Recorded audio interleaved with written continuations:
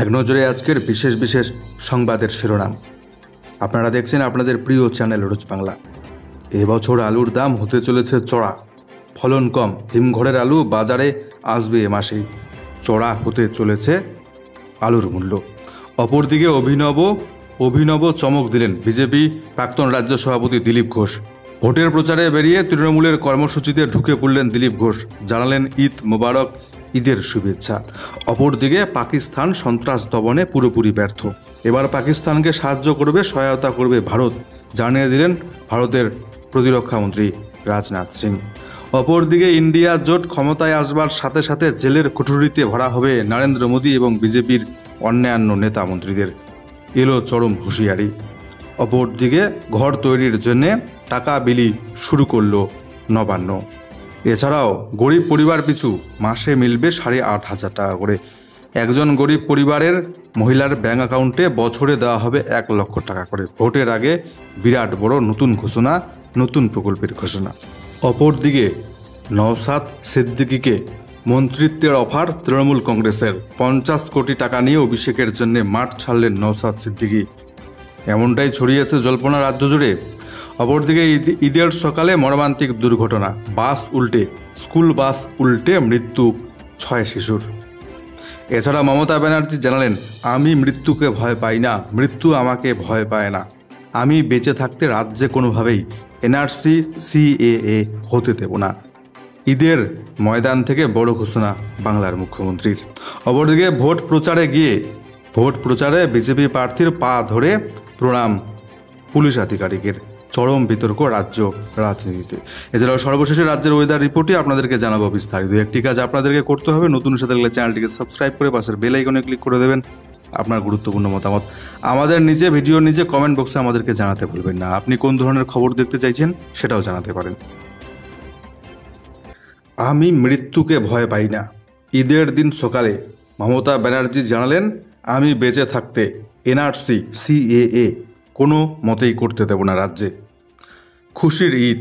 প্রত্যেক বছরের মতো এদিনও রেড রোডে নামাজের আয়োজন করা হয়েছিল। বৃহস্পতিবার সকালে সেখানে হাজির ছিলেন মুখ্যমন্ত্রী মমতা ব্যানার্জি। সেখানেও তার মুখে উঠে এলো এজেন্সি ইস্যু। ইডি, সিবিআই, এনআইএর মতো এজেন্সিগুলির ভূমিকা নিয়ে তোপ দেখেছেন তিনি। দৃঢ় গলায় তিনি বলেন, এজেন্সিকে আমি ভয় পাই না। সেই সঙ্গে এও স্পষ্ট করে দেন, প্রাণ থাকতে তিনি বাংলায় এনআরসি সিএএ কোনো মতেই হতে দেবেন না। মমতা ব্যানার্জির হুঙ্কার, আমি মৃত্যুকে ভয় পাই না, মৃত্যু আমাকে ভয় পায়। এদিন মঞ্চ থেকে ভোট বার্তায় মুখ্যমন্ত্রী বলেন, বাংলায় আমরা বিজেপির বিরুদ্ধে লড়াই করছি, অন্য কাউকে একটা ভোটও দেবেন না। কেন্দ্রকে নিশানা করে বাংলার মুখ্যমন্ত্রী বলেন, ভোটের আগে সকলের বিরুদ্ধে এনআইএ, সিবিআই, ইডিকে লেলিয়ে দিচ্ছে বিজেপি। এর থেকে ভালো একটা জেলখানা বানিয়ে নিন, সেখানে সকলে সেখানে চলে যাবে। প্রশ্ন ছুড়ে তিনি বলেন, 135 কোটি মানুষকে জেলে ভরতে পারবেন তো? আমরা রয়্যাল বেঙ্গল বাঘের মতো লড়াই করি। কেন্দ্রকে কটাক্ষ করে মমতা ব্যানার্জি আরও বলেন, একটা চকোলেট বোমা ফাটলেও এনআইএ পাঠিয়ে দিচ্ছে রাজ্যে, সবাইকে ইডি, সিবিআই এর ভয় দেখাচ্ছে। এজেন্সিকে আমরা ভয় পাই না, মৃত্যুকে ভয় পাই না আমরা। ভোট প্রচারে বেরিয়েছিলেন বিজেপি প্রার্থী তথা প্রাক্তন হাইকোর্টের বিচারপতি। এবার সেই বিজেপি প্রার্থীর পা ছুঁয়ে প্রণাম পুলিশ আধিকারিকের। শুরু হয়েছে রাজ্য জুড়ে বিতর্ক ঘটনাটি নিয়ে। তমলুক লোকসভা কেন্দ্রের বিজেপি প্রার্থী অভিজিৎ গঙ্গোপাধ্যায়ের পায়ে হাত দিয়ে প্রণাম করলেন এক পুলিশ আধিকারিক। সেই ছবি ছড়িয়ে পড়তে বিতর্কের ঝড়। লোকসভা ভোটের প্রাক্কালে ভোটের প্রচারে আসা বিজেপি প্রার্থী তথা কলকাতা হাইকোর্টের প্রাক্তন বিচারপতি অভিজিৎ গঙ্গোপাধ্যায়ের পায়ে রীতিমতো হাত দিয়ে প্রণাম করেন ওই পুলিশ আধিকারিক। ঘটনাকে কেন্দ্র করে শুরু হয়েছে বিতর্ক। Tamluk police telecom station inspector অব্দদেশ কুমার সিংয়ের পোস্ট করা ভিডিও ভাইরাল হতে সমালোচনার ঝড় রাজনৈতিক প্রশাসনিক মহলে। সরব হয়েছে তৃণমূল, যদিও বিজেপির দাবি ওই ঘটনার সময় ওই পুলিশ আধিকারিক অন ডিউটি ছিলেন না। ব্যক্তিগতভাবে কেউ কাউকে প্রণাম করতেই পারে বলে দাবি বিজেপির। অপরদিকে ঝাড়খণ্ডের সিংভূম জেলায় আত্মসমর্পণ করল 12 জন মাওবাদী। লোকসভা ভোটের প্রাক্কালে ঝাড়খণ্ডের সিংভূমে বড় সফলতা। 12 জন মাওবাদী আত্মসমর্পণ করল। এরা সকলেই সারান্ডা এবং কলহানের জঙ্গল থেকে তাদের অপারেশন চালাতো। পুলিশের এক শীর্ষ কর্তা এদিন জানিয়েছেন, এরা সকলেই মাওবাদী গ্রুপ মিহির বেসরার দলের। ওই মিহির বেসরার মাথার দাম বর্তমানে ইতিমধ্যেই 1 কোটি টাকা ঘোষণা করা হয়েছে।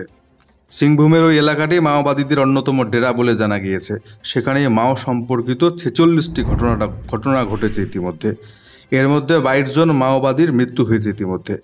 13ই মে ওই এলাকাতে প্রথমবারের জন্য লোকসভা নির্বাচন রয়েছে। তার আগে মাওবাদীদের এই আত্মসমর্পণ যথেষ্টই তাৎপর্যপূর্ণ বলে মনে করছে সকলে।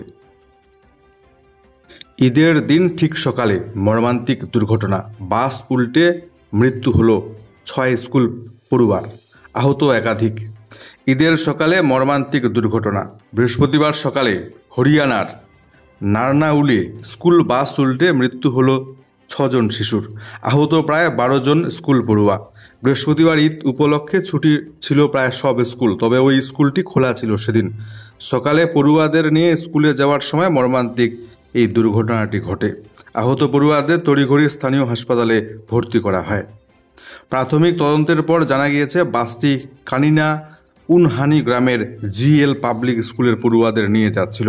জেলা শিক্ষা আধিকারিক জানান, প্রাথমিকভাবে মনে করা হচ্ছে বাসের চালক মদ্যপ অবস্থায় ছিলেন। নিয়ন্ত্রণ হারিয়ে বাসটি প্রথমে একটি গাছে ধাক্কা মারে। তথ্য খতিয়ে দেখে জানা গিয়েছে বাসটির ফিটনেস শংসাপত্রের মেয়াদ 6 বছর আগে শেষ হয়ে গিয়েছিল। অভিশপ্ত ওই বাসে এদিন 4র্থ থেকে 10ম শ্রেণীর 40 জন পড়ুয়া ছিল। তাদের মধ্যেই 6 জন পড়ুয়ার দিন মর্মান্তিক মৃত্যু হয়েছে। সন্ত্রাস দমনে পুরোপুরি ব্যর্থ পাকিস্তান। এবার সন্ত্রাস দমনে পাকিস্তানকে সাহায্য সহযোগিতা করবে ভারত, জানালেন রাজনাথ সিং। পাকিস্তানকে সরাসরি আক্রমণ করলেন প্রতিরক্ষা মন্ত্রী রাজনাথ সিং। বৃহস্পতিবার তিনি বলেন, যদি পাকিস্তান মনে করে সন্ত্রাস দমনে তারা হয়েছে পুরো ব্যর্থ, তাহলে তাদেরকেই সহায়তা করবে ভারত, সাহায্য করবে ভারত। তবে যদি সন্ত্রাসকে ভারতের বিরুদ্ধে ব্যবহার করা হয় তবে ছেড়ে কথা বলবে না ভারত। এভাবেই হুঁশিয়ারি দিয়েছেন প্রতিরক্ষা মন্ত্রী রাজনাথ সিং। সন্ত্রাসবাদ ইস্যুতে রাজনাথ সিং বলেন, যদি ভারতের শান্তি বিঘ্নিত করবার চেষ্টা করা হয় তবে ঘরে ঢুকে ঢুকে মারবে ভারত। ভারত কখনো কোনো দেশের ওপর হামলা করেনি, কোনো দেশের অংশ ছিনিয়ে নেবার চেষ্টা করেনি। তবে নিজেদের শান্তি বজায় রাখতে হলে ভারত সব ধরনের কাজ করবে এবং করতে সক্ষম। ইন্ডিয়া জোট ক্ষমতায় আসবার সাথে সাথেই জেলে ভরা হবে প্রধানমন্ত্রী নরেন্দ্র মোদীকে। সাধারণত কোনো নেতা নেত্রী নয়, ক্ষমতায় আসবার সাথে সাথে প্রধানমন্ত্রী নরেন্দ্র মোদীকে জেলে পাঠানোর হুঁশিয়ারি দিলেন রাষ্ট্রীয় জনতা দল অর্থাৎ আরজেডি নেত্রী তথা লালু কন্যা মিশা ভারতী। বিহারের পাটলিপুত্র লোকসভা কেন্দ্রের ওই প্রার্থী জনসাধারণের উদ্দেশ্যে বার্তা দিয়ে বলেছেন, একবার বিরোধী ইন্ডিয়া জোটকে ক্ষমতায় আসবার সুযোগ দিন। বিজেপির সব নেতারাই একে একে যাবে জেলে, আর শুরুটা হবে নরেন্দ্র মোদীকে দিয়ে, তাকেও ভরা হবে জেলের কুঠুরিতে। মিশার এই মন্তব্য নিয়ে ইতিমধ্যে শুরু হয়েছে চাপানুতোর। বিজেপির বহু নেতাই দাবি করছেন, মিশার এহেন আত্মবিশ্বাস আদতে ছোট মুখে বড় কথা। ভোটের প্রচারে বেরিয়ে অভিনব চমক বিজেপির প্রাক্তন রাজ্য সভাপতি দিলীপ ঘোষের। ঢুকে পড়লেন তৃণমূলের কর্মসূচিতে, জানালেন ঈদের শুভেচ্ছা, ঈদ মোবারক। রাজ্য রাজনীতিতে উলট পুরাণ। এতদিন তৃণমূলের বিরুদ্ধে মার কাট বক্তব্য রেখেই বিতর্কে জড়িয়েছেন দিলীপ ঘোষ। এবার তিনি তৃণমূল নেতা নেত্রীদের সঙ্গে একই মঞ্চে মাইকে হাতে রাখলেন বক্তব্য, শুভেচ্ছাও জানিয়েছেন ঈদের। বৃহস্পতিবার ঈদ উপলক্ষে বর্ধমান 1 এবং বর্ধমান 1 ব্লকের বাঘারওয়ান পঞ্চায়েতের তালিতে তৃণমূলের পক্ষ থেকে ঈদের অনুষ্ঠানের জন্য জলসত্র খোলা হয়। সেখানে তৃণমূলের প্রার্থীর ছবি দেওয়া ব্যানার লাগানো ছিল। এদিন দিলীপবাবু গাড়ি থেকে নেমে শাসক দলের ওই কর্মসূচিতে যোগ দেন। বেশ কিছুক্ষণ চেয়ারে বসে থাকেন তিনি, মাইক হাতে শুভেচ্ছা জানিয়ে বক্তব্য রাখেন। সেই সময় সেখানে বর্ধমান 1 ব্লকের তৃণমূলের সভানেত্রী কাকলি গুপ্তা, ব্লকের যুব সভাপতি মানস ভট্টাচার্য সহ অন্যান্যরা উপস্থিত ছিলেন। ব্লক সভাপতি হাসি মুখে তাকে এদিন দিলীপ ঘোষকে দিন স্বাগত জানান। এদিন দিলীপবাবু গাড়ির গতি কমিয়ে দেন সেই স্থান দিয়ে যাবার সময়। সেই সময় ব্লকের তৃণমূল যুব সভাপতি জলের গ্লাস নিয়ে তার গাড়ির দিকে এগিয়ে যান। এরপর দিলীপবাবু গাড়ি থেকে নেমে সোজা তৃণমূলের মঞ্চে চলে আসেন। তৃণমূল কর্মীরা জয় বাংলা স্লোগান দিতে থাকেন, অনেকে আবার দিলীপবাবুর সঙ্গে সেলফি তুলতে থাকেন। মঞ্চের দিকে এগিয়ে যেতে ব্লক সভানেত্রী চেয়ার ছেড়ে উঠে পড়েন দিলীপ ঘোষকে দেখে। কর্মীদের কেউ কেউ বিজেপি প্রার্থীর উদ্দেশ্যে বলেন, চাপ নেই, বসে পড়ুন। দিলীপবাবু পাল্টা বলেন, আমার ওপর চাপ নেই, অন্যের ওপর চাপ থাকে। তিনি বলেন, ঈদের শুভেচ্ছা রইল সকলের জন্যে। ব্লকের যুব সভাপতি মাইক হাতে বলেন, আমাদের জলছত্রে বিজেপি প্রার্থী দিলীপ ঘোষ উপস্থিত হয়েছেন, তাকে অসংখ্য অসংখ্য ধন্যবাদ জানাই। পরে দিলীপবাবু মাইক হাতে বলেন, রাজনীতি তার জায়গায় থাক, সামাজিক অনুষ্ঠানে যেন সৌভ্রাতৃত্ব বজায় থাকে। রামনবমী, নববর্ষ আসছে, সবাই মিলে সামাজিক অনুষ্ঠান পালন করে সৌভ্রাতৃত্ব বজায় রাখুন সকল রাজ্যবাসী। সোশ্যাল মিডিয়ায় এই ছবি বিদ্যুৎ গতিতে ইতিমধ্যে ছড়িয়ে পড়েছে। চড়া দামে এবছর বিকোবে আলু। হিমঘরের আলু বাজারে এ মাসেই আসতে চলেছে। চড়া হতে চলেছে দাম, অগ্নিমূল্য হতে চলেছে আলুর দাম। হিমঘরে মজুদ আলু এবারে এপ্রিল মাসেই বাজারে আসতে শুরু করবে, মনে করছে ব্যবসায়ী হিমঘর মালিকদের সংগঠনগুলি। সাধারণত এপ্রিল মাস জুড়ে নতুন আলু মাঠ থেকে সরাসরি বাজারে যায়, আর হিমঘরের আলু বাজারে ঢোকে মে মাস থেকে। কিন্তু এবার সেটা নাও হতে পারে, এমনটাই মনে করা হচ্ছে। প্রাকৃতিক দুর্যোগের কারণে এবার আলুর ফলন অনেকটাই কম হয়েছে। গরম বেড়ে যাওয়ার ফলে আলু হিমঘরের বাইরে আছে কম। হিমঘরের আলু এখনও বাজারে না এলেও দাম কিছুটা বেড়ে গিয়েছে ইতিমধ্যে। কয়েকদিন আগেও খুচরো বাজারে জ্যোতি আলু 20 টাকা কেজি দরে বিক্রি হচ্ছিল, এখন তা বিকোচ্ছে 23 টাকা কিলো দরে। হিমঘরে মজুদ আলু বাজারে আসতে শুরু করলে দাম আরও অনেকটাই চড়া হবে বলে মনে করা হচ্ছে। এখন পাইকারি বাজারে প্রতি কেজি আলুর দাম 20 টাকার আশেপাশে। হিমঘর মালিক সংগঠনের কর্তা পতিত পাবন দে জানান, হিমঘর থেকে বেরোনোর সময় আলুর দাম অন্তত 25 টাকা পার করবে বলে মনে করা হচ্ছে। প্রগতিশীল আলু ব্যবসায়ী সমিতির সম্পাদক লালু মুখোপাধ্যায় দিন জানালেন, হিমঘরে আলু মজুত করবার সময় এবার প্রতি কেজিতে খরচ পড়েছে 16 টাকা। এর ভিত্তিতেই হিমঘর থেকে বেরোনো আলুর দাম ঠিক হবে। হিমঘরের ভাড়া, বাছাই প্রভৃতি বিভিন্ন খরচ যুক্ত হয়ে পাইকারি বাজারে আলু ঢুকবে। কলকাতার খুচরো বাজারে হিমঘরের জ্যোতি আলুর দাম প্রথমেই 30 টাকার আশেপাশে চলে আসবে বলে মনে করা হচ্ছে। এবার উত্তরপ্রদেশেও আলুর দাম রয়েছে অনেকটাই চড়া, ফলে সেখানকার আলু গত বছরের মতো আমাদের রাজ্যের বাজারকে শান্ত রাখতে পারবে না বলেই মনে করছে ব্যবসায়ী মহল। এবার রাজ্যের মজুত আলুর পরিমাণ হিমঘরগুলির ক্ষমতার ধারণের প্রায় 20% কম। হিমঘরগুলির মোট সংরক্ষণ ক্ষমতা প্রায় 75 লক্ষ টন। ব্যবসায়ী সংগঠনের হিসেব অনুযায়ী এবার মজুতের পরিমাণ 63 লক্ষ টনের কিছুটা কম। 50 কোটি টাকা নিয়ে অভিষেক ব্যানার্জির জন্য মাঠ ছাড়লেন নওশাদ সিদ্দিকী। এছাড়াও নওশাদ সিদ্দিকীকে তৃণমূলের তরফে দেওয়া হলো মন্ত্রিত্বের অফার।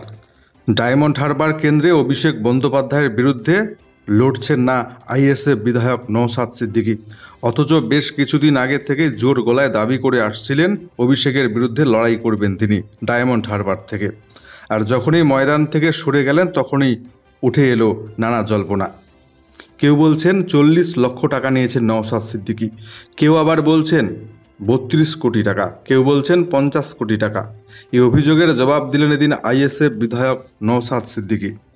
ভাঙড়ের একমাত্র আইএসএফ বিধায়ক নওশাদ সিদ্দিকী এক সংবাদ মাধ্যমের সাক্ষাৎকারে বলেছেন, যদি টাকা কামানোর ইচ্ছে থাকতো আমার, তাহলে তো আমার কাছে মন্ত্রিত্বের অফার ছিল, সহজেই সংখ্যালঘু উন্নয়ন দপ্তরের মন্ত্রিত্ব পেতাম আমি, আর সেখান থেকে আমি কাটমানি তুলতাম। 3000 কোটি টাকার 10% কাটমানি নিলেই তো 300 কোটি টাকা কামানো হয়ে যেত আমার, তাহলে মন্ত্রিত্বের অফার ছেড়ে দিলাম কেন? টাকা নেওয়ার বিভিন্ন ধরনের গুঞ্জন শোনা যাচ্ছে, কিন্তু তা যে একেবারেই সঠিক নয় সেটা এদিন বুঝিয়ে দিলেন নওশাদ সিদ্দিকী। গরিব পরিবার পিছু একজন মহিলার ব্যাঙ্ক অ্যাকাউন্টে বছরে দেওয়া হবে 1 লক্ষ টাকা করে, প্রতি মাসে অ্যাকাউন্টে পাঠানো হবে 8,500 টাকা করে। কংগ্রেস ক্ষমতা এলে দেশের প্রত্যেকটি দরিদ্র পরিবারের একজন করে মহিলার ব্যাঙ্ক অ্যাকাউন্টে সরাসরি 1 লক্ষ টাকা করে দেওয়া হবে। রাজস্থানে একটি জনসভায় এদিন এমনটাই প্রতিশ্রুতি দিলেন রাহুল গান্ধী। তার কথায় এক ঝটকায় দারিদ্র্য মুছে যাবে দেশ থেকে। প্রসঙ্গত হাত শিবিরের নির্বাচনী ইস্তেহারে এই প্রতিশ্রুতি আগেই দেওয়া হয়েছিল। বিকানিরের অনুপগড়ের জনসভায় ফের তা মনে করিয়ে দিলেন কংগ্রেসের প্রাক্তন সভাপতি। এদিন রাহুল গান্ধী বলেন, কংগ্রেস সরকার দেশের প্রত্যেকটি গরিব পরিবারের একজন করে মহিলার ব্যাঙ্ক অ্যাকাউন্টে সরাসরি 1 লক্ষ টাকা করে পাঠাবে বছরে। দারিদ্র্য সীমার নিচে যারা থাকবেন প্রতি বছর 1 লক্ষ টাকা অর্থাৎ মাসে 8,500 টাকা করে তাদের অ্যাকাউন্টে পাঠাবে কংগ্রেস সরকার ক্ষমতা এলে, আর এক ঝটকায় দেশ থেকে দারিদ্র্য মুছে যাবে বলে দাবি রাহুল গান্ধীর। এদিন নরেন্দ্র মোদীকে খোঁচা মেরে রাহুল গান্ধী বলেন 15 থেকে 20 জন শিল্পপতির ঋণ মুকুব করেছেন প্রধানমন্ত্রী, সেই অর্থ দিয়ে 100 দিনের কাজের 24 বছরের টাকা দেওয়া যেত। পাশাপাশি রাহুল গান্ধীর দাবি মূল্য বৃদ্ধি এবং বেকারত্বই দেশের সবথেকে বড় সমস্যা, কিন্তু সংবাদ মাধ্যম এই সমস্যাকে সেভাবে তুলে ধরছে না। এছাড়াও ইলেকটোরাল বন্ড নিয়েও ক্ষোভ উগড়ে দিয়েছেন রাহুল। কংগ্রেস নেতার দাবি শিল্পপতির থেকে বন্ডের মাধ্যমে বিজেপি চাঁদা নিলেও বন্ধ করে দেওয়া হয়েছে কংগ্রেসের ব্যাঙ্ক অ্যাকাউন্ট। যাবার আগে এক নজরে আপনাদেরকে আজকে রাজ্যের ওয়েদার রিপোর্টটি জানিয়ে দিচ্ছি। আজকে শুরুতেই দক্ষিণবঙ্গের দিকে আমরা নজর রাখছি। আজকে দক্ষিণবঙ্গের বেশিরভাগ জেলার আবহাওয়া পুরোপুরি শুকনো, বৃষ্টিপাতের কোনো সম্ভাবনা নেই। তবে দক্ষিণবঙ্গের দুটো জেলা মুর্শিদাবাদ এবং বীরভূম, এই দুটো জেলার সামান্য পরিমাণে 2-1টি জায়গায় আজকে হালকা বৃষ্টিপাত হলেও হতে পারে। এছাড়াও বীরভূম এবং মুর্শিদাবাদ জেলার সামান্য কিছু জায়গায় আজকে বজ্রপাত, কালবৈশাখীর সম্ভাবনাও থাকছে। অপরদিকে আজকে উত্তরবঙ্গের দার্জিলিং, জলপাইগুড়ি, কালিম্পং এই 3টি জেলায় হালকা বৃষ্টিপাত, তার সাথে বজ্রপাতের সম্ভাবনা। বাকি জেলাগুলিতে আবহাওয়া থাকবে শুকনো। এছাড়াও মালদা জেলার এবং দক্ষিণ দিনাজপুর জেলার সামান্য 2-1টি জায়গায় হালকা পরিমাণ বৃষ্টিপাত হতে পারে। আজকে দার্জিলিং, জলপাইগুড়ি, কালিম্পং এছাড়াও দক্ষিণ দিনাজপুর, মালদা জেলায় হলুদ সতর্কবার্তা জারি থাকছে। 2-1টি জায়গায় বজ্রপাতের সহিত কালবৈশাখীর সম্ভাবনা।